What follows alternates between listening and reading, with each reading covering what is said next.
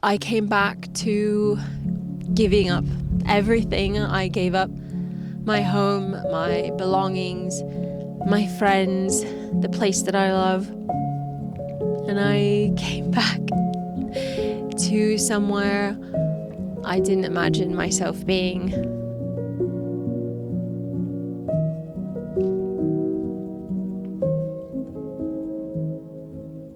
Hello and welcome back to my eclectic channel. Today I wanted to answer the long-standing question of why did I move back to the States from living in the UK and spending a lot of time in Scandinavia. I've answered that question to a lot of my close friends, but I thought I would just kind of go in depth of why I did it, why I'm back, if I'm gonna go back. And yeah, I moved back to the States for a couple different reasons, but predominantly the number one reason was because of my health. Now, it's been about a year and a half, maybe a little bit over a year and a half now, that I've been dealing with chronic 24/7 nonstop pain. It started in January with what I would describe as head fog, like the headache you get essentially when you're dehydrated or you're hungry or you need some caffeine, where it originates at the base of the skull and it kind of is all consuming. Your cognition goes way down, but it was manageable. It was manageable to a point where I thought maybe I was just dehydrated. Maybe I thought I had mold poisoning because I lived in a very old building. I just kind of dealt with it. It was manageable. Then in about February, March, it took a massive downturn and my cognition felt like it went down to about 30%. Right before that happened, I had done this amazing road trip from the UK to Denmark, and then I flew back home for a visit. And on that flight, I'd gotten really sick due to, I think it was like a medication reaction that I had, but I was sick for like a 9-hour flight. I was throwing up, I was like shaking, convulsing, and looking back now, I think that either aggravated degeneration that I have in my cervical spine, which I do have to a point on my C5, C6, but whatever it was, whether it was autoimmune that got triggered or something with my cervical spine, my health just took a massive dump. It just went down the drain. And at that point, at about March, I couldn't drive. I could barely speak sometimes. My speech would be slurred. My cognition was really low. I had a hard time forming sentences. I couldn't critically think. I couldn't do any maths or anything like that. It was really bad. I thought I had a brain tumor. So I, at that point, had gone back to the UK. I got a CT scan just to rule out anything really serious like tumors or, something that was immediate. I eventually finally got an MRI, but it took about 8 months from the point of the onset of my symptoms to get an appointment and get an MRI and then get those results back on the NHS from the UK. I love so many things about the UK, but the healthcare system is collapsing. It is crumbling. The wait listing on even really serious things is kind of horrific. And I never even got a follow-up from my neurologist. It was basically like I got an MRI, said I didn't have brain tumor, said I didn't have a brain bleed, saw that I had degeneration, and then just never did a follow-up on trying to do like a nerve block, trying to do anything like that, even though I had these horrific symptoms and I was bedridden most of the time. I couldn't drive. It was really shitty. And those of you that know me know that I am a very active person. I used to do the gym like 6 days a week. I did horse riding almost every day. And to go from that to not being able to do anything even just a simple walk would make the symptoms really worse. It's no way of life, and I've learned how to cope with the chronic pain, and I've gotten to the point to be able to block it out to a point, and some days are better than others, but it's horrific. It's really, really bad. And living somewhere where the healthcare system was not good was very detrimental. So I went through a year of trying to figure out what was wrong with me. So many people thought I had mold poisoning, or I've been through the laundry list, basically trying to be Sherlock Holmes, deducing what was wrong with me and how I could fix it or cure it on my own while I waited for doctor follow-up appointments, which never came. So I was then meant to move to Denmark, and then that move fell through. So I was left with the option of staying in the UK, which the area that I lived was really hard to find any kind of rentals. My lease was up, my landlord was selling my apartment, and as much as I loved it, I probably wouldn't have stayed in that place because it was very old, very cold, no insulation, wasn't doing my health any favors, and it would have been really hard to find another place that I could have afforded. So it was either stay there. I could have probably moved to my family in Sweden. They offered so many times that I could have taken my dogs and gone up there. I could have stayed with friends in Austria. But I think at the end of the day, I knew that I needed to prioritize my health, and I couldn't go on private and afford to live where I was living in the UK. So I made the really hard decision to come back to the States so I could pay an exorbitant amount of money for private healthcare and just basically see as many specialists as I could, because I have a bunch of underlying issues as well. I have pain in other parts of my body that I've been dealing with nonstop, and it's hard. I'm not gonna lie, it's been really hard because I'm such a positive person and I'm always smiling and I always try to make everyone's day, and I'm never going to let on how much pain I'm in. So when I'm in a situation, social situation, I'll be laughing and smiling and cracking jokes, but internally on the inside, I'll be dying. I will be in a lot of pain. And I think that's why maybe doctors had a hard time taking me seriously, because the words coming out of my mouth would say that my pain scale was very high and then I had a hard time thinking and functioning in life. But then I would be very cheerful and friendly, and I don't know, maybe they thought I was over exaggerating, and it's not the case, but it made it a very frustrating process. I am unequivocally so over doctors at this point, of them not making the effort to try to figure out what was wrong with me. For the first 6 months, I was told over and over again that my issues were because I was stressed, that it was a migraine, that I needed to just lower my stress levels. And it was so condescending, because I knew, like, once I had ruled out brain tumor and all of that, and I could focus on where the pain was coming from, I knew that it was coming from my neck and degeneration that I have there. And yeah, it's really frustrating to be like told that it's stress, and then they don't really care to try to figure something else out.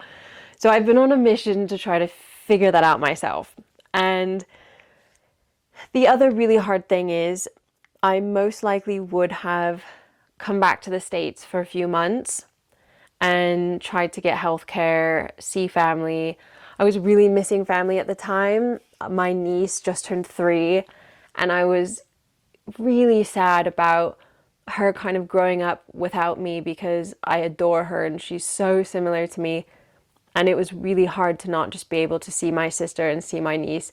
And so that was another reason why I kind of decided to move. see family, just have the time to let my body breathe and chill out and find out what was wrong with me. And I would have probably done that for 2 to 3 months, but I have dogs. And I couldn't just leave them in another country for 3 months while I went back, because I didn't know how long the process would take for me to get treatment, get physio, try to get better. And I just didn't feel comfortable with that. They're my responsibility. I love them to death. Solo has health issues, and yeah, I kind of had to make it more of a permanent move because I had to bring them with me. If it was just me, I'm like a gypsy waif and I can bounce around and be okay. But yeah, the dogs make it more of a permanent thing. So I kind of had to make that commitment. And it felt right at the time when I first made the decision. But as it got closer to me moving, I tried to follow my intuition and it just didn't feel right. And I just kept thinking, I shouldn't be doing this. I shouldn't be doing this. And I thought maybe it was just because I was scared and it was a stressful process and it was hard letting go. But I'm not gonna lie, this move was the hardest, most stressful, horrific thing I've ever been through in my life, and I've been through a lot. Moving over there was a piece of cake compared to moving back. But yeah, so I did it, and I'm not gonna lie, it's not like it fixed all of my problems. It didn't immediately make my pain go away or my health better. It's been a process trying to just get appointments here, and I'm paying, $600 a month and I still have to pay out of pocket for a lot of things. So it wasn't a quick fix, and I've really been enjoying the sun and the weather, but it's come with its challenges. And the second I landed, if I'm being honest, regretted it. I miss everything back overseas. I miss my friends. I miss my family in Sweden. I loved being in Sweden. I loved being in Denmark. And if I didn't have health issues, that's what I would have done. I think I know that deep down, that if I didn't have health issues and I wasn't in chronic pain, I would have most likely moved to Sweden, or I would have tried to make it work and stay in the UK. But yeah, it's been hard. It's been really difficult being back, living in my hometown in the middle of nowhere, and the pain is still there. It's not like moving back gave me a new lease on life and fixed all my problems. I had so many people tell me over and over again that, oh, if you move back, you can just relax and it'll be like a vacation and you'll get the sun and feel better. But it didn't fix all of my problems, and I'm still sad, and there's still so many things that I miss, and I'm still in chronic pain every day. It didn't fix my issues. I just feel a bit more empty because I don't have my friends. I don't have the place that I love. It was home. It was home to me. I'm back in my hometown, but being in the UK was the most I've ever felt at home. And same with visiting my family in Sweden. It was the most I ever felt truly at home. It's just made it very difficult to be back.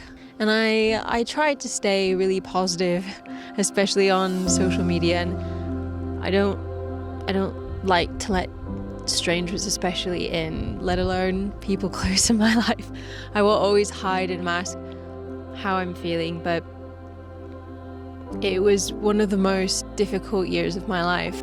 I came back to giving up everything. I gave up my home, my belongings, my friends, the place that I love, and I came back to somewhere I didn't imagine myself being ever again, at least for longer than a visit.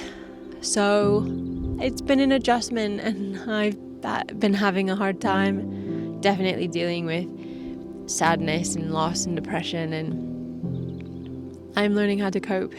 But I'm trying to focus on healing and getting my health sorted and figuring that out so I can function like a proper human being and hopefully get a new lease on life, because being in pain constantly is no way to live, and I don't wish it on anyone. It's quite horrific, and I'm hoping I can get through this. But for now, I will accept the choices I've made to move back to the middle of nowhere to get my health fixed. And I hope I can find the answers, and I will always have a home back overseas, multiple homes that I can stay in, so many friends, so much amazing family. I don't know what the future holds, but I do know that there's a huge part of me that's there, and I will most likely end up. I don't know how much longer I can stay in the States, but we shall see. But this video has already been long enough. Me rambling about this issue, but I kind of just wanted to give everyone an explanation, because I've had so many people be like, why did you move back? You were living in the most beautiful place ever. And I really truly was, but the no sunshine was killing me. It was rough, I'm not gonna lie. And the sun is amazing for your health, but it only fixes your problems so much. If you don't have community, if you don't have friends, if you don't have beautiful places that you can walk to, it is really important. And because I work from home, that was such a big part, because I tend to isolate myself and be a homebody, and it was such an important part. I had my friends and neighbors check on me all the time, bring me baked goods. All I had to do was walk a mile into town and see my entire group of friends, and they sent me this pillow. I got this last week in the mail, and oh my god, I'm gonna cry now.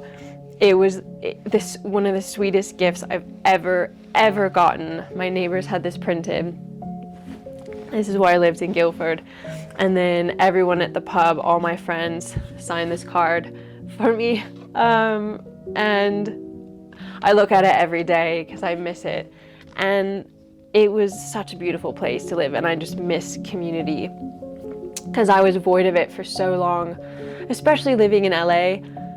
It's a very soulless, selfish community, and living in the UK was the first time I had true friends that just really cared and checked in on you, and you knew that they had your back. And I would trade anything to have that right now. But I still have a home there, and I still have family over there, and I can go visit anytime. But it's been a difficult adjustment. So on that note, I'm going to close out this video. I will do one specifically about the differences of living in the UK and also living in Europe versus living in the States. I think that would be a really fun one to do, kind of pros and cons of each. But I hope everyone has an amazing rest of your week. I'm hoping I will get this video out before the weekend. It will be this week though, so I'm committed. But yeah, thank you for watching, and this was why I moved back to the States. I'm still really awkward when it comes to making these videos, but I'll get the hang of it eventually. But I hope everyone has a lovely week, and make sure you subscribe. If not, that's okay. I won't hold it against you, but I will see you next week with another video. Cheers.